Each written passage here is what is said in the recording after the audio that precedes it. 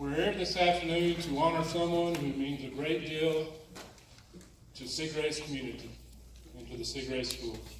We're thrilled now that the home of the Bill and Myrna Woods Band Hall will be at Seagrace High School. Before we go any further, there are several people I'd like to thank that made this day possible. Robert Rubio, Keith Paul, Marilyn Lowe, my student council at the high school, Mr. Goin, and a lot of staff, Miss Cammie Miller, and we really appreciate the efforts of all these people to make this day possible. At this time, I'd like to ask Cammie Miller to come forward and ask all of you to stand as we have the Pledge of Allegiance.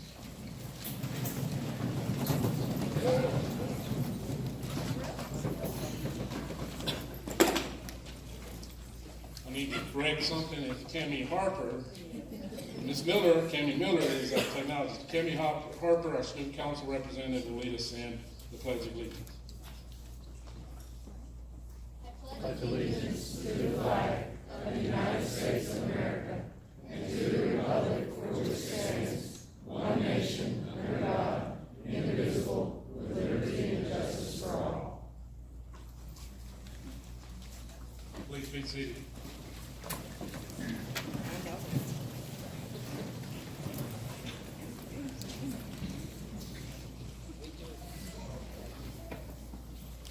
This year, when I took the job to come back and be the high school principal here at Seagrace, I'm not on Facebook. One of the first messages that my wife got on Facebook was from Mr. Woods, congratulating me on this job, and that meant the world to me for that message. A few weeks ago, when the board approved the naming of the band hall, I called Mr. Woods to congratulate him, and it's the first time I've got to talk to him in years. And we talked for, I guess, over an hour or so on the phone that day, and we both were telling stories, and him probably more than me, but it was great to visit with him that day. And one of the things that stands out to me, and what Mr. Woods told me on the phone that day, was that the job I have now as a high school principal at Seagrace, the success we had when many of you were in school here, Mr. Woods told me we were all just a big family. And that's what made this place what it was then. And that's what I'm trying to instill in our high school today. And one of the things I'm trying to bring back from some of the traditions that we have is that we need to be one family, all one big family, and expect to be the best at everything we do and just put our best foot forward. And it's because of Mr. Woods that has always been important to me in my life, and the values that he put before each and every one of us that were ever in his band was that we were always going to do our very best because he demanded that from us. And that is one thing I always appreciated about him. At this time, I'm going to like for our superintendent here at Seagrace, Mr. Josh Goin, to come forward and give the legacy of Bill Woods.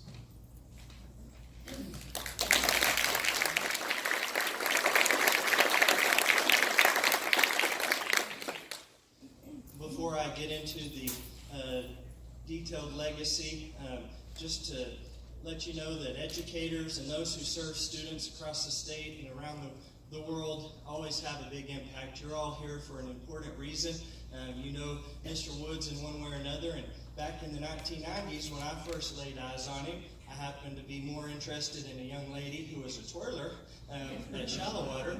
My wife was very interested in his opinion as he was a judge back in the 90s, and she was going to the state contest for twirling. So I've known Mr. Woods indirectly for a long time, and my wife was extremely thrilled to know that, to realize all of these connections. So at this time, I'll share some of the legacy of Mr. Bill Woods.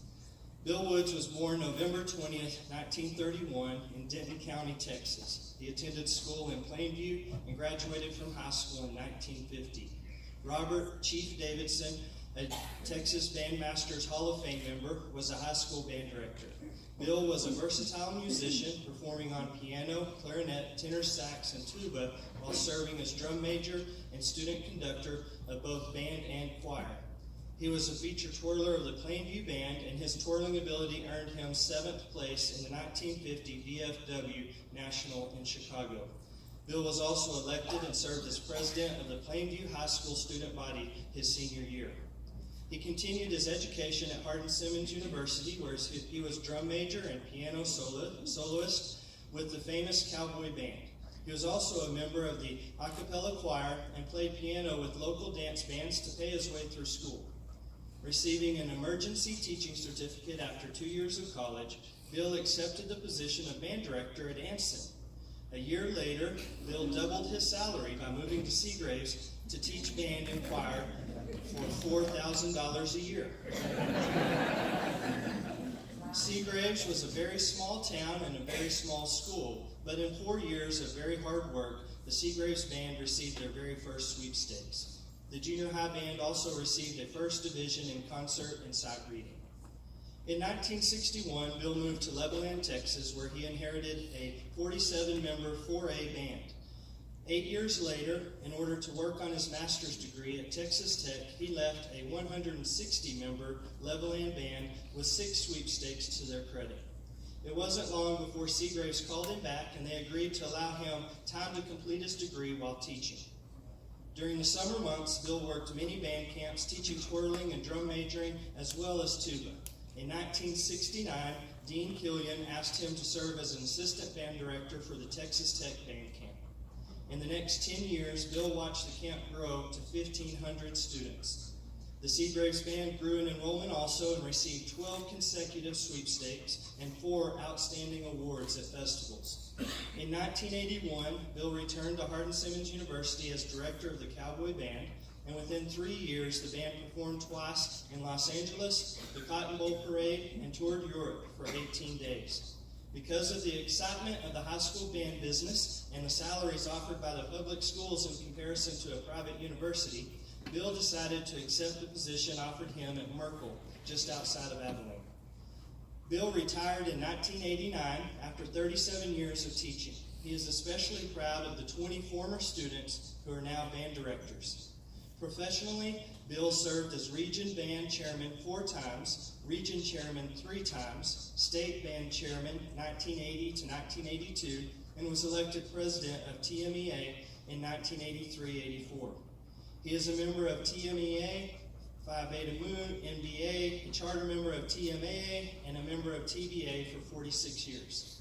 He served on the Prescribed Music List Committee 3 times, once as chairman. In 1997, Bill was named Texas Bandmaster of the Year and was inducted into the class of 1997 Texas Bandmasters Hall of Fame that was sponsored by the Alpha chapter of Phi Beta Mu. Bill married his childhood sweetheart, Myrna Hendricks, in 1951. Myrna played a huge part in the success of the Woods legacy. She traveled with Bill everywhere he went. Myrna worked for Seagraves ISD as a secretary to the superintendent and tax collector in Levelland for the CPA offices of Lewis Hall. She retired from Abilene ISD as secretary for the director of finance, and Mrs. Woods spent 15 summers as dorm director for the Texas Tech Band Camp. After retirement, she and Bill got a great deal of enjoyment working for the Winter Park Colorado Band Festival and traveling around the country to attend Drum Corps International Championships. Like Bill, Myrna was a talented pianist. Bill's band kids were also Myrna's band kids. And just like her husband, she had a great impact on many of their band kids. Mrs. Woods passed away on September 25th, 2015. Bill and Myrna have 2 sons, Bruce and his wife Phyllis of Brownfield, and Brad, a teacher and coach in Memphis, Texas, 4 grandchildren, Brian, Brent, Brady, and Brittany, and a great-grandson, Jackson.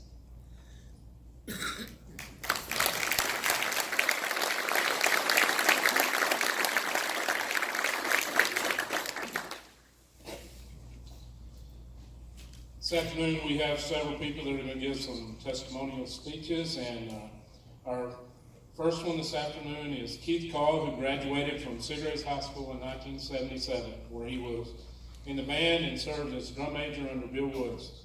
Keith holds a bachelor's degree and a master's degree in music from Angelo State University. He's led band programs in Texas for 32 years at Stanford, Cameron, Red Oak, San Angelo Central High School. During his career, he was inducted to the Phi Beta Mu Honorary Band Directors Fraternity, presented with a lifetime membership of Parent-Teacher Association, and a past member of the Texas Music Educators Association, Texas Bandmasters Association. Keith also has served on the TMEA task force that was instrumental in the creation of all-state bands for small schools, the ATSSB. In addition to numerous sweepstakes first division ratings for his organizations, Keith is especially proud of his student success at individual competitions at region, area, state level. Keith now is retired and enjoys his work as a tax preparer and an English teacher for Chinese children. He continues to offer musical expertise to music program at his church, as well as occasional clinics. A number of Keith's students have become band directors and music teachers, and Keith enjoys keeping up with all his former students in their walks through life. Keith is married to Jan, his college sweetheart. They have 2 grown children, Chelsea and Brad, and have a great delight with his 2 grandchildren. Please welcome Keith Call to the podium.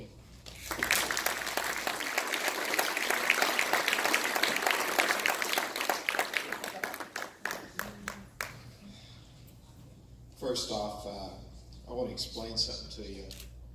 After 32 years of band directing, this is harder than standing in front of 3 judges with a second division band that has 20 years of sweepstakes. So y'all bear with me, please.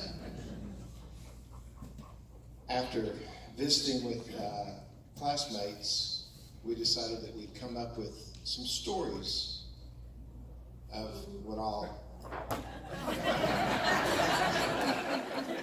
of course, I can't repeat these in public, so sorry, Dan.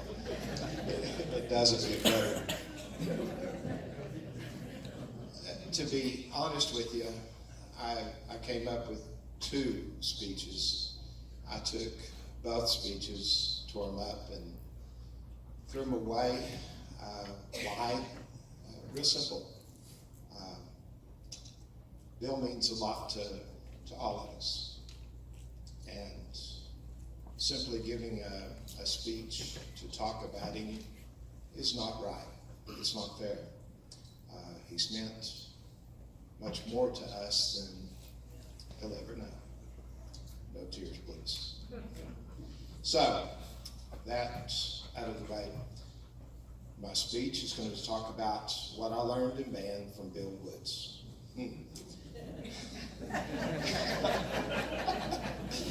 He and I have an agreement. When we finish, he won't be mad at me and he'll accept my phone calls, so we're okay. I think the biggest 2 are just simple 2 words. It's called respect and love. One of the first things that you heard out of Mr. Woods' mouth was respect for us. When he talked to you, he used the word sir. He would talk to you as an equal. It was always quite evident in everything that he said and did, his respect for us as students, now as adults. The love that he had for us was always right there at the front. And I did say we were going to talk about what I learned. The first one was driven into us young. It's others before self. We lived in a very neat, self-contained little unit. It's called band. Our band had learned very quickly that it wasn't a me, it was a we. And we worked together, and that was part of what we did. The next thing that was there is that there was a place for everybody. You didn't have to be Donna, our first chair flute player that every time that she grabbed a flute and held it up to her mouth, it was absolutely gorgeous. There was a place for me, a transfer student that came in from Odessa that had no idea what I was stepping into, from being middle school in Odessa to little bitty Seagraves, that I could walk from one end of town to the other in 5 minutes and back halfway for another 2. It was a place that was very accepting. The security of the group. Again, stepping in as a sophomore, I had no idea what was going on. My friends that sit down here in front welcomed me with open arms, and I very quickly, within the first couple of weeks, felt like I belonged.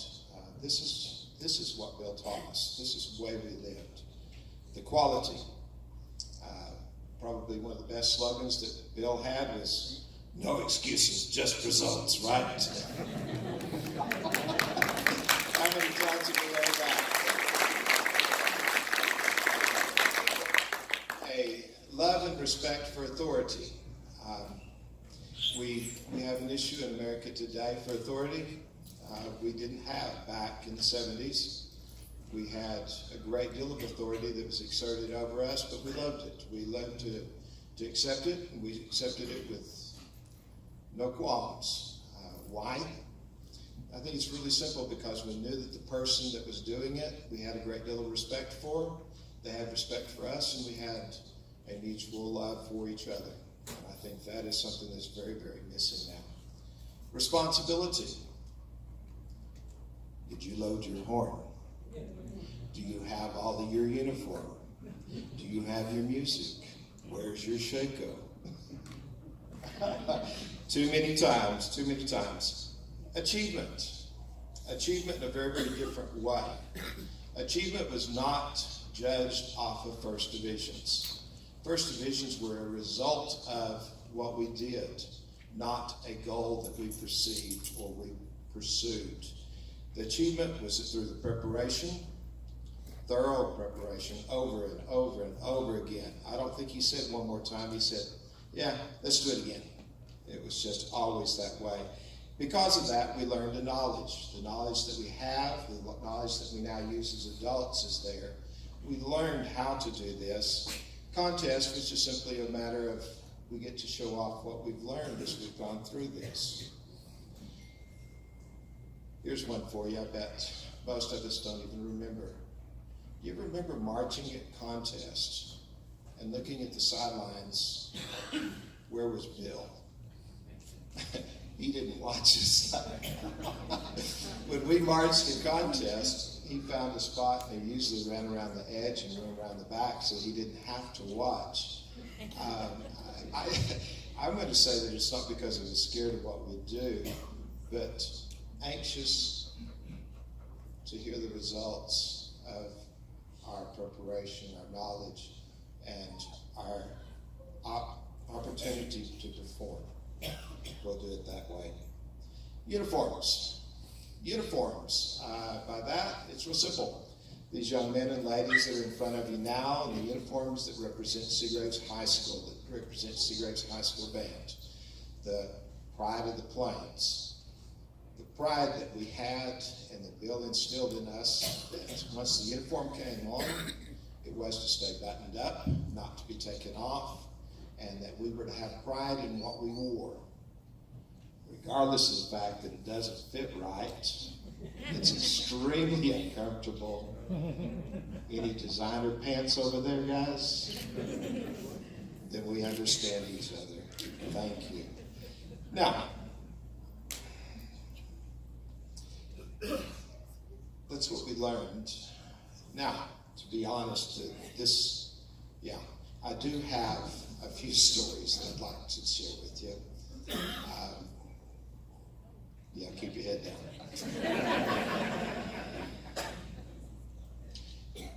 Back in, I guess it was 83, I decided that a teacher's salary wasn't enough and I needed to get a master's. As we all remember back then, the districts actually paid us more if we got a master's.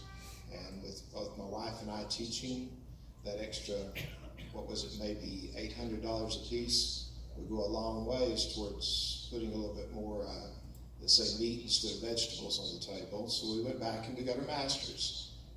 I got stuck in the middle because as a band director, you always had to quit a little early to get back to get your band ready for the next season. And I was missing one class. I needed one more class, and we were in Stanford, and Bill was in Abilene, and very graciously agreed to teach one little at-home work program that we did conducting. And Shannon and I were talking, and she said, you know, you call him Bill? And I said, yeah, but let me preface this, and the reason behind it. We sat down in the living room. Myrna went in the other room after graciously offering us coffee, and Bill sat down and he said, okay, I'm Bill, you're Keith, okay? And it took me another 5 years before I could say it. You don't do that one very easy. Do you remember the sermons on the podium? The sermons on the podium usually happen when the frustration went in. You'd see the baton and go flap down on the stand, and then he'd step back. Depending on whether or not he was mad at us or not, he'd cross his arms. If he crossed his arms at us, Katie barred the door. I just curl up and how far can you butt scoot in the back of the chair to try to avoid the look of him? The next one is percussion section.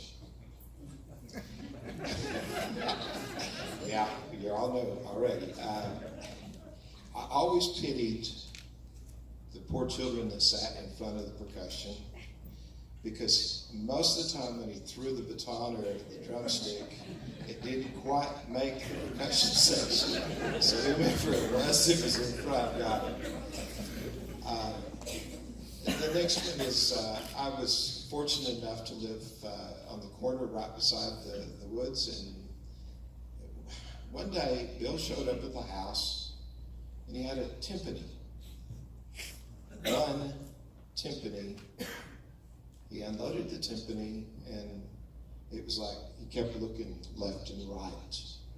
And he very quickly took the timpani, hush Brad, took the timpani through the gate and around into the back and put it on the back porch. And I'm, neighbor, looking and seeing what is going on. And then the next thing I noticed, he's got the head off of the timpani, and it disappears. And then all these, I'm gonna lie, sodas started to show up in the backyard. And then on top of the soda went all the ice. But you know, the timpani made it back to school the next day on Monday, and we had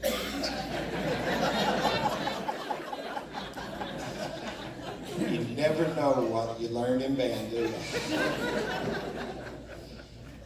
On this stage, my junior year, we had a guest conductor come in. The only person that I've ever met that was meaner than Bill Woods, and that was William Ravelli. Oh, boy, when we finished with that, we were turned inside out, wrong side in. I mean, it was just unreal. And it wasn't until I had been teaching that I realized just exactly what had happened.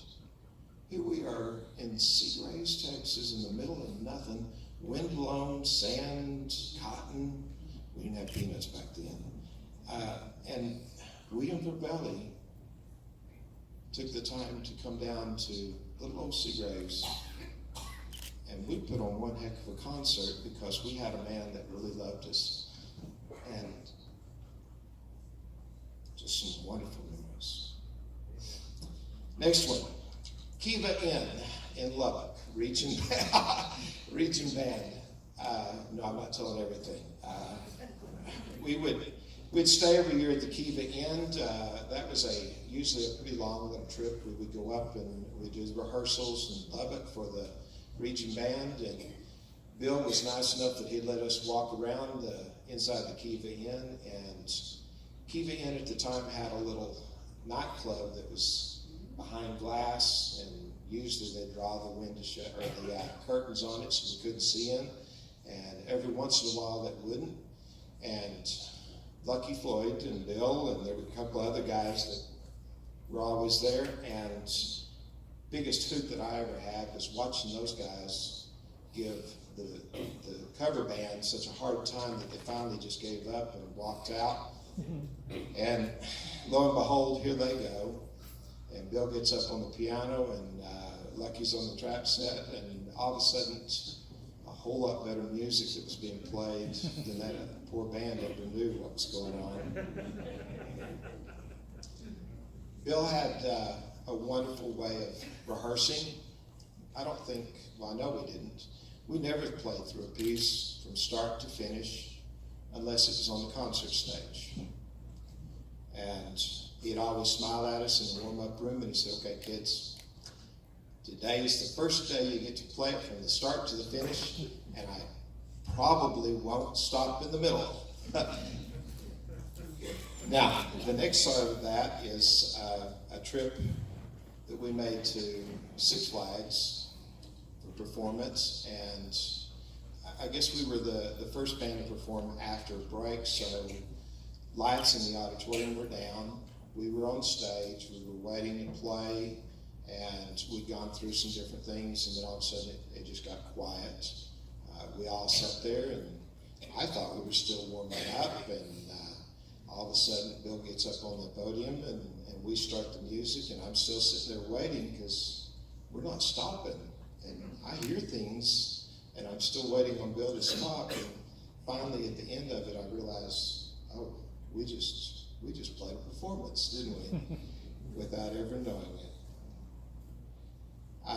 The other one, coming from Odessa into Seagraves, bus trips. It's, again, something that he instilled in us, and we learned. We load on those long bus trips, and all of a sudden the smells started coming. And I don't like to eat, not at all, no. And all of a sudden the tamales started passing up and down the rows, and homemade burritos and that kind of stuff that were being passed and shared among us. Again, as I say, the love and respect that he taught us, we shared with each other. Now, a story on Myrna. We were gone on that trip. I don't know who it was, probably David Holland, but they got in trouble, but somebody got in trouble. And Bill looked at him with that usual scowl on the face and said, that's it, we're going to eat lunch, and you're staying on the bus, you're getting bread and water, you get a biscuit. I remember Myrna looking at him like, oh, Bill. And then we went inside the restaurant, and all of a sudden I see Myrna get up, and Bill hands her one of those rolls from probably Luby's or something like that. And then all of a sudden I watch, and Myrna leaves, and she goes back to the line, and she gets food and takes it back out to the bus. I don't know if Bill ever knew, but Myrna took care of us, if not better than he did. So. I don't know the validity in this, but it was a story that was told to me. It was after we graduated. There was a fire on the football field. It seems as though somebody was trying to burn a letter P for planes on the football field, and Bill got blamed for it because it was for Pride of the Plains. And Bill was also one of the ones that we did, one year we did Long Tall Texan. You remember? I'm a long, tall Texan. Yeehaw, yeehaw, is that your horse? And it was Galen Struthers was the tuba player at the end that fell at the end, and I believe somebody shot you, didn't you, Galen? You fell down at the end, fell, the tuba went beside him, and all of a sudden in came the stretcher, and everybody in the stands is waiting for them to pick up Galen. They didn't pick up Galen, they picked up the tuba, right?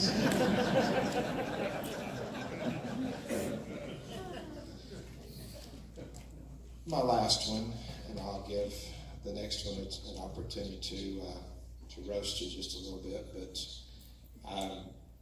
it was my senior year, and we'd finished with the region concert in Lubbock, and for some reason or another, I had to come home one evening for something, and I don't remember what it was. Brad had that old red Mustang, and 8-track player in the front of it, and Bill agreed to take me home so I could do whatever it was I needed to do.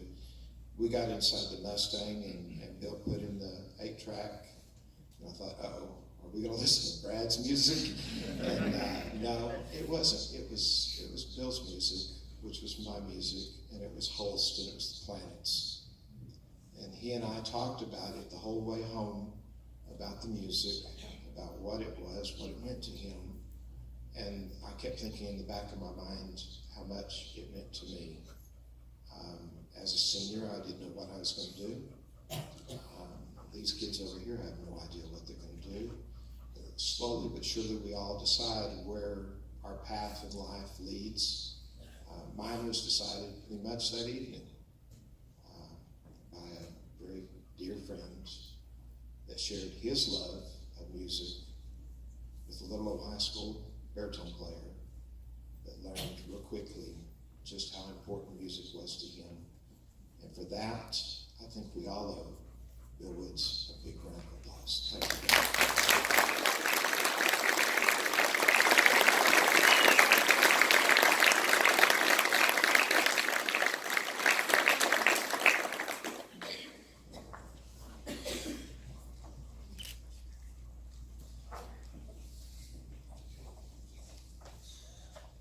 Next, Myrna Lowe graduated from Seagraves in 1979 as a member of the Pride of the Plains Band, along with 140 other students that year. She is formerly a teacher at Seagraves ISD under media technology, and now owns a laser engraving business here in Seagraves. At this time, welcome Myrna to the podium, and she has a presentation for Mr. Woods.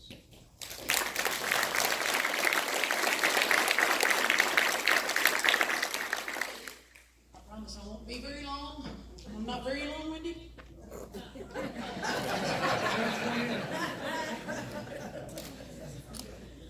Hold on just a minute, you know, technology. All right. Welcome, ladies and gentlemen. Good afternoon. Welcome, Pride of the Plains band members, family, friends.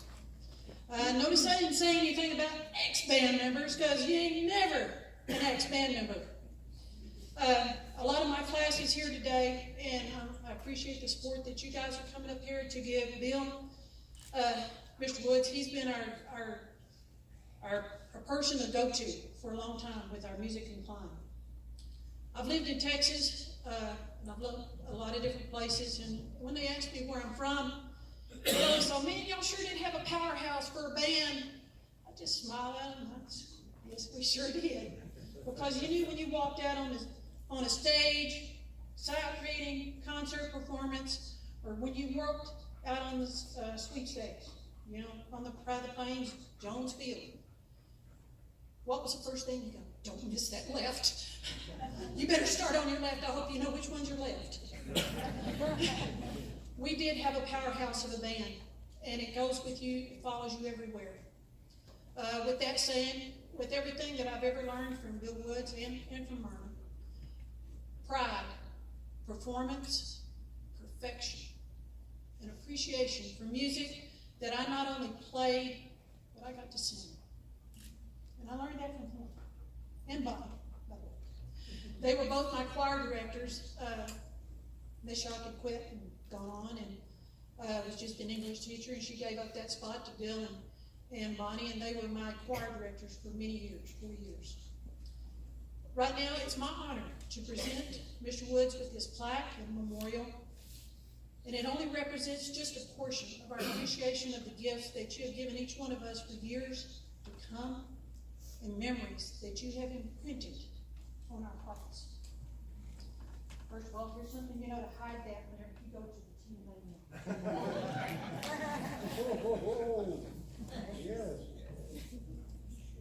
If I could have have a class of 79 stand up, say hi. Come on, stand up. This is a granite tile, and me and Robert had to take the time trying to find this.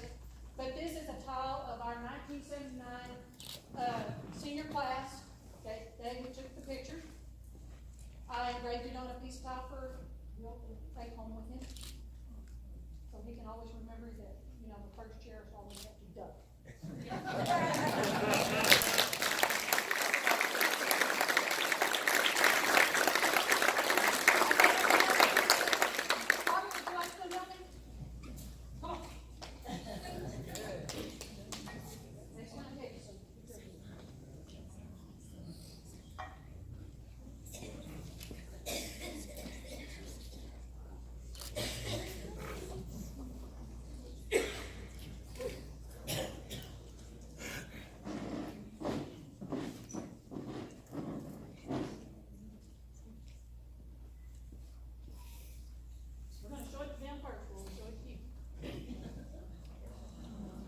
This will hang outside the band hall.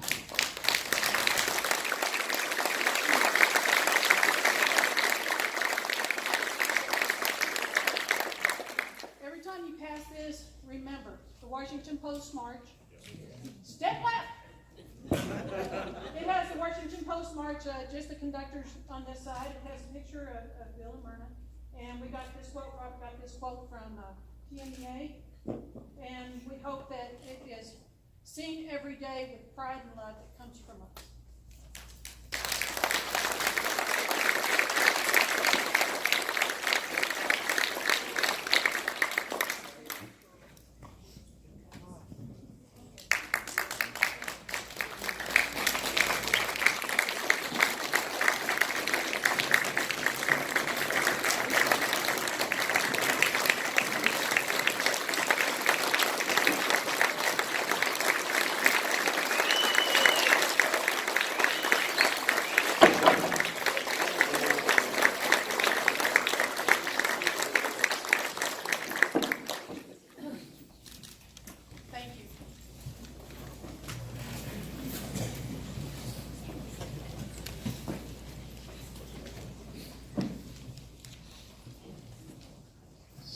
Since Marilyn mentioned Washington Post the other day, I was walking through the band hall and somebody asked if I could still play the trombone and if I could play the school song and the fight song. I said, I don't think I played either one of those, but I bet I could still play Washington Post.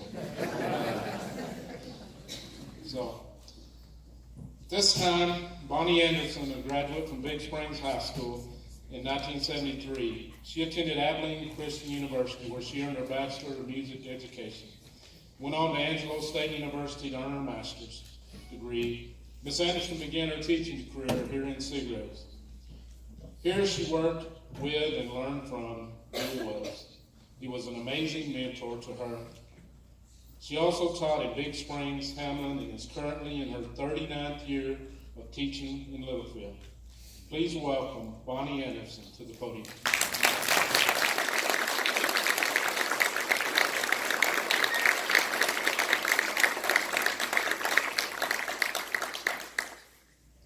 I don't know if it's morning or not, because I had a little marching contest this morning before I made it over here. That's kind of why this started a little late, because they were giving me time to drive really fast.